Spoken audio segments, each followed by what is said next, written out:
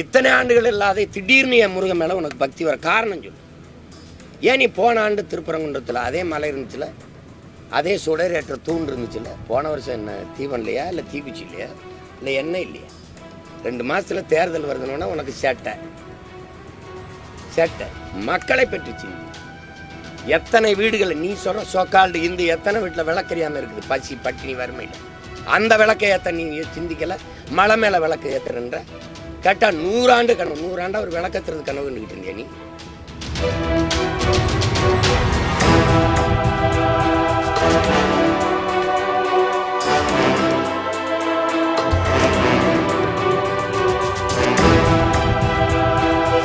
சாதி மதம் சாதியை கட்டிப்பிடிச்சிட்டு அழுகுற.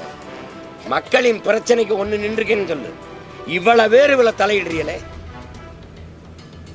என் மீனவன் கடலுக்குள்ள மீன் பிடிக்கிற உரிமை இழந்து நிற்கிறான், நீ அதுக்கு போராட வந்தியா? காவிரி நதி நீருக்கு நாங்கள் ஒவ்வொரு தடவையும் கையேந்தி நிற்கிறோம், அதுக்கு அந்த உரிமையை போராடி பெற்றுக் கொடுக்க வந்து நின்னியா? எந்த இடத்துல எனக்காக நின்றுக்க நீ?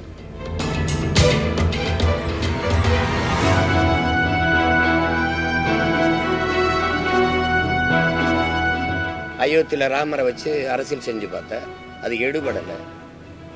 ஏன்னா கோயிலை கட்டினோடனே பிரச்சனை முற்றுப்பட்டுருச்சு, அதானே சத்தியம். இப்போ யாரும் ராமர் ஜெய் ஸ்ரீராம் பேசுறதில்ல,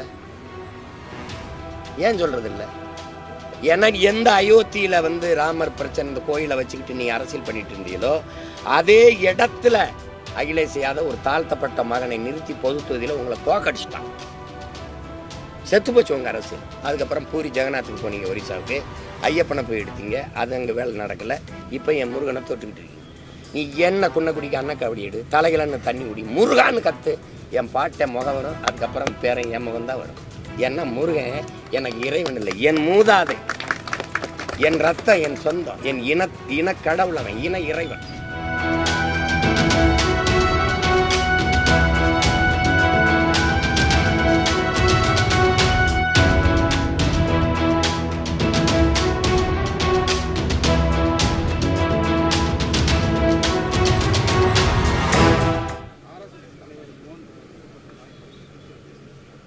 திருச்சியில்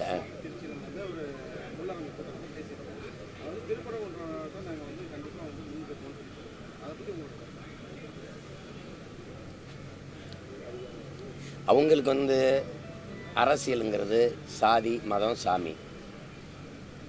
என்னைக்கு என் அன்பு மக்கள், என் அருமை சொந்தங்கள் ஒன்று கவனிச்சுக்கணும். சாதி மதம் சாமியை பற்றி கவலைப்படுகிறவர்கள், அதை பற்றி சிந்திப்பவர்களுக்கு மக்களை பற்றி நாட்டை பற்றி சிந்திக்க நேரம் இருக்காது, தேவையும் இருக்காது. நாடு மக்கள் அவர்களுடைய நல்வாழ்வு நாட்டினுடைய வளர்ச்சி அதை பற்றி சிந்திப்பவர்களுக்கு சாதி மதம் சாமி கடவுளை பற்றி சிந்திக்க தேவை இருக்காது, அதுக்கு நேரமும் இருக்காது. இதுதான் யதார்த்தம். இதை நான் கும்பிட்டு நான் வணங்குற என் தலைவன் பிரபாகரன் என் முருகன் மேலே ஆணையா சொல்கிறேன், இதுதான் சத்தியம். இதை நீங்கள் புரிஞ்சுக்கணும். நீ எனக்கு திடீர்னு என் முருகன் மேலே உனக்கு பக்தி வருது? நான் அதே மலைக்கு கீழே திருமுருக பெருமளா எடுக்கும்போது நீ எங்கே போயிருந்த? நான் வெற்றி வேலை தூக்கும்போது நீ எந்த திசையில் இருந்த? இத்தனை ஆண்டுகள் இல்லாத திடீர்னு என் முருகன் மேலே உனக்கு பக்தி வர காரணம் சொல்லு.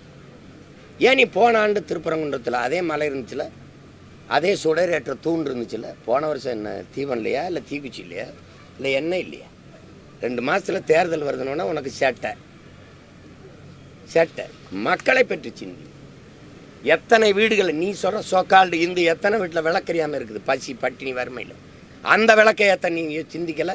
மலை மேலே விளக்கு ஏற்றுறன்ற கேட்டால் 100 ஆண்டு கனவு, 100 ஆண்டா ஒரு விளக்கத்துறது கனவு கண்டுக்கிட்டு இருந்தியா நீ? ஒரே ஒரு கேள்வி கேட்குறேன் இந்த பெருமக்கள்கிட்ட, முருகன் சிவன் இந்து கடவுளா? யார் என்னோட தர்க்கத்தில் நின்று ஜெயிக்க போகிறது சொல்லுங்க? முருகனும் சிவனும் மாயவனும் இந்துவா? உங்க பெருமாளே சொல்லுவோம், உங்க கிருஷ்ணரை இந்துவா? இந்துவா சொல்லு. நீ கடவுளை மதம் மாற்றி வச்சுக்கிட்ட. முருகன் இந்துவா? அது முருகனுக்கு தெரியுமா? யாராவது சொல்லுங்க. முருகன் இந்து கடவுளா சைவ கடவுளா? திடீர்னு தேர்தல் வரும்போது எல்லாருக்கும் உங்களுக்கு பாசம் வருது என் முருகன் மேலே. இந்த கோயிலுக்குள்ளே நடக்கிற திருட்டை கண்டுபிடிச்சி சொல்ல, அறநிலைத்துறையில் ரொம்ப நேர்மையாக நடக்குதா? ஒரு ஊழலும் நடக்கலை, ஒன்றும் நடக்கலை. சொல்லுங்கள். கோயில் இடங்களில் கடைகளுக்கு வீடுகளுக்கெல்லாம் வாடகைக்கு விட்டுருந்தான். அதை 10,000 ரூபாயை 1,00,000 ரூபாயை ஏற்றிருக்காரு ஐயா சேகர் பாபு. அதை கேட்க உனக்கு துணிவு இருக்கா? ஏன் இப்படி திடீர்னு ஏற்றினேன்னு எதை கேட்பிய? பக்கத்தில் இருக்க மலையை வெட்டி கல்குவாரின்னு ஏற்றுறானே, அந்த மலையை பற்றி கவலைப்பட நீ வரலை? இந்த மலையில் தான் முருகன் இருக்கானா? குன்று இருக்க இடமெல்லாம் குமரன் இருக்கிறான்னா இந்த திருப்பரங்குன்றத்தில் இருக்கானா? இந்த நாடங்களும் வெட்டி ஏற்றுறானே என் மலை, அங்கெல்லாம் குமரன் இல்லையா? சொல்லுங்கள். அந்த மலைக்கு நீ போராட வரலை. ஒருவேளை இதையும் கல்குவாரி ஆக்கிட்டாருன்னு வச்சுக்கிறோங்க ஐயா ஸ்டாலின், அப்போ போராட வருவியா? உனக்கு அரசியல் இல்லை, சாதி மதம் சாதியை கட்டி பிடிச்சிட்டு அழுகிற. மக்களின் பிரச்சனைக்கு ஒன்று நின்றுக்கேன்னு சொல்லு. இவ்வளவு பேர் இவ்வளவு தலையிடுறியலே. என் மீனவன் கடலுக்குள்ள மீன் பிடிக்கிற உரிமை இழந்து நிற்கிறான், நீ அதுக்கு போராட வந்தியா? காவிரி நதி நீருக்கு நாங்கள் ஒவ்வொரு தடவையும் கையேந்தி நிற்கிறோம், அதுக்கு அந்த உரிமையை போராடி பெற்றுக் கொடுக்க வந்து நின்னியா? எந்த இடத்துல எனக்காக நின்றுக்க நீ? திடீர்னு முருகன் வந்துட்டு அயோத்தியில் ராமரை வச்சு அரசியல் செஞ்சு பார்த்த, அது எடுபடலை. ஏன்னா கோயிலை கட்டினவுடனே பிரச்சனை முற்று பெற்றுச்சு, அதானே சத்தியம். இப்போ ஏன் ராமர் ஜெய் ஸ்ரீராம் பேசுறதில்ல? ஏன் சொல்றதில்ல? ஏன்னா எந்த அயோத்தியில் வந்து ராமர் பிரச்சனை இந்த கோயிலை வச்சுக்கிட்டு நீ அரசியல் பண்ணிட்டு இருந்தீங்களோ அதே இடத்துல அகிலேஷ் யாதவ் ஒரு தாழ்த்தப்பட்ட மகனை நிறுத்தி பொதுத்துவதில் உங்களை தோக்கடிச்சிட்டான். செத்து போச்சு உங்கள் அரசியல். அதுக்கப்புறம் பூரி ஜெகநாத்துக்கு போனீங்க, ஒரிசாவுக்கு ஐயப்பனை போய் எடுத்தீங்க, அது அங்கே வேலை நடக்கலை. இப்போ என் முருகனை தொட்டுக்கிட்டு இருக்கீங்க. நீ என்ன குன்ன குடிக்க அண்ணா கபடி எடு, தலைகளன்னு தண்ணி குடி, முருகான்னு கற்று, என் பாட்டை முகம் வரும், அதுக்கப்புறம் பேரன் என் முகம் தான் வரும். ஏன்னா முருகன் எனக்கு இறைவன் இல்லை, என் மூதாதை, என் ரத்தம், என் சொந்தம், என் இனக்கடவுள், அவன் இன இறைவன். திடீர்னு வந்து நீ வந்து முருகன் மேலே பாசம் எங்களுக்கு சொல்லிக் கொடுக்குறியா? முருகனை என்ன செஞ்சுருக்கணும்? இரு சமூகத்தார், நீங்கள் சிக்கந்தர் தர்காவா நீங்கள் அங்கே கொண்டாடுங்க, இதையும் கொண்டாடுங்க. என் மக்கள் எல்லோரும் சமமாக தான். ஏன் எங்கள் இந்து கடவுள்கள் பேரணி போகும்போது எங்கள் இஸ்லாமிய மக்கள் வந்து வாழ்த்தி வரவேற்றதெல்லாம் நீங்கள் பார்க்குறது இல்லையா? இஸ்லாமிய எங்கே அரேபியாவிலேருந்து இங்கே இறங்கி வந்தானா? இல்லை, என் சொந்தக்காரன் தானே வேறு இருக்கான், மாறி இருக்கான். சொல்லுங்கள். போன ஆண்டு இந்துவாக இருந்த என் தம்பி யுவன் சங்கர் இப்போ இஸ்லாத்தை ஏற்றிருக்கான்.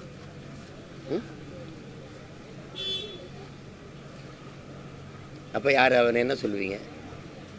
அரேபியாவிலேருந்து வந்தான், பங்களாதேஷ்லேருந்து வந்தான்னு சொல்லுவியா நீ? தமிழர்கள் நாங்கள் இறை வழிபாட்டிற்காக இஸ்லாத்தை ஏற்றிருக்கிறோம். இஸ்லாமியர்கள் நாங்கள் தமிழர் ஆகலை, தமிழர்கள் நாங்கள் ஏற்றிருக்கிறோம்.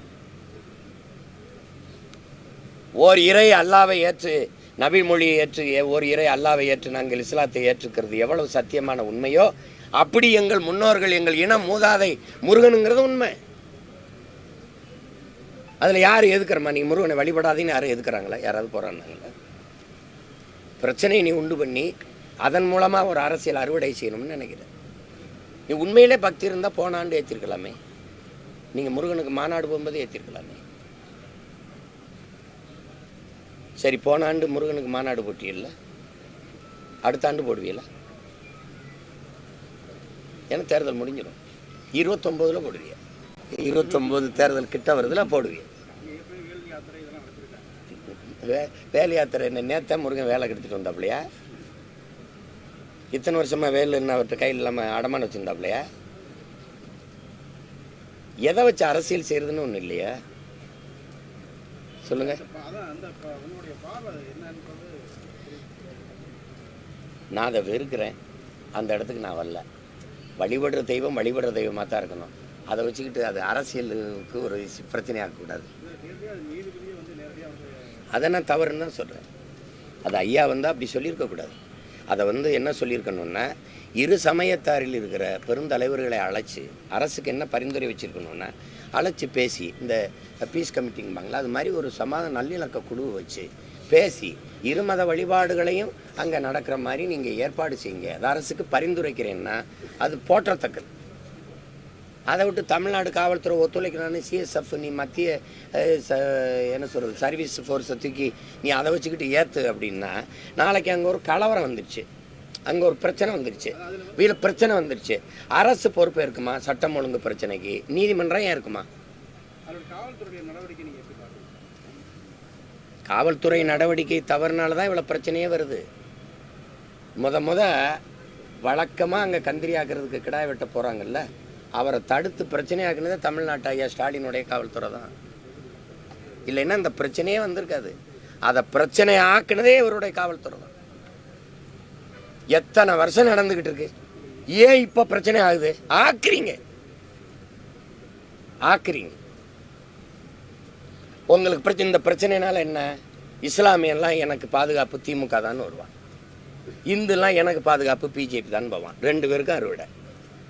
இது அரசியல். இந்த அரசியலை நீங்கள் வரவேற்கிறீங்களா? இது நல்ல அரசியல் தானே? சொல்லுங்க. மதம் மனிதனுக்காக உருவானதா, இல்லை மதத்துக்காக மனிதனா, இல்லை மனிதனுக்காக மதமா? மனிதனுக்காக சட்டமா, சட்டத்துக்காக மனிதர்களா? உடம்புக்காக சட்டையா, சட்டைக்காக உடம்பா? நீங்க சொல்லுங்க.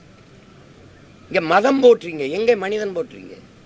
எங்கே மனிதன் போட்டுறீங்க? நாங்க என்ன கேட்குறோம், ஒரு குறிப்பிட்ட மதம் சார்ந்தவன் வாழுகிற நாடாக இதை மாற்றணும்னு நினைக்கிறீங்க. இல்லை, நாங்கள் மனிதர்கள் வாழுகிற நாடாக இது இருக்கணும்னு விரும்புகிறோம். இதுதான் எங்களுடைய விருப்பம். நீங்கள் அதை நோக்கி நகரவே இல்லையே. ஒரு மதம் சார்ந்தவனை எதிர்ப்பது, அவன் வழிபாட்டை எதிர்ப்பது, மறுப்பதே ஒரு அரசியல் கட்சிக்கு கோட்பாடாக இருந்தா அதை எப்படி நீங்கள் வரவேற்பிய? இந்த பிரச்சனையை, நாட்டில் இவ்வளோ பிரச்சனை இருக்கும்போது இதை வச்சு மூடி மறைச்சிக்கிட்டே இருக்கீங்க. இதை இவ்வளோ நேரம் என்னை பேச வைக்கிறீங்க அப்படின்னா இது எவ்வளவு ஆபத்தானதுன்னு பாரு. கோடி பிரச்சனை இருக்கு. இந்த விதை தடுப்பு சட்டத்தை கொண்டு வர நீ 2003 சின்சாண்டா நிறுவனத்துக்கு நீங்கள் எடுத்து 22,972 பாரம்பரிய நெல் வகைகளை நெல் ஆராய்ச்சி சங்கத்தினுடைய தலைவர் ராத்தேலால் ரிச்சரியா சேமித்து வச்சார். ஒரே நாளில் எடுத்து மன்மோகன் சிங் அமெரிக்காவினையும் சின்சாண்டா நிறுவனத்துக்கு கொடுத்துட்டீங்க. இப்போ நீங்கள் உங்கள் வீட்டில் தக்காளி விதை வச்சுருந்தீங்கன்னா எனக்கு தர முடியாது. நான் கத்தரி விதை வச்சுருந்தா எனக்கு தர முடியாது. தடை சட்டம். விதையை விற்ற ஒரு நாடு உருப்படுமா? சொல்லுங்கள். நீ அதை பற்றி பேச மாட்டேங்கிற.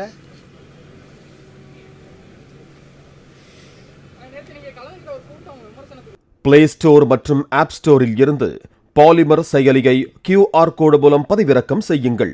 செய்திகளை உடனுக்குடன் பெறுங்கள்.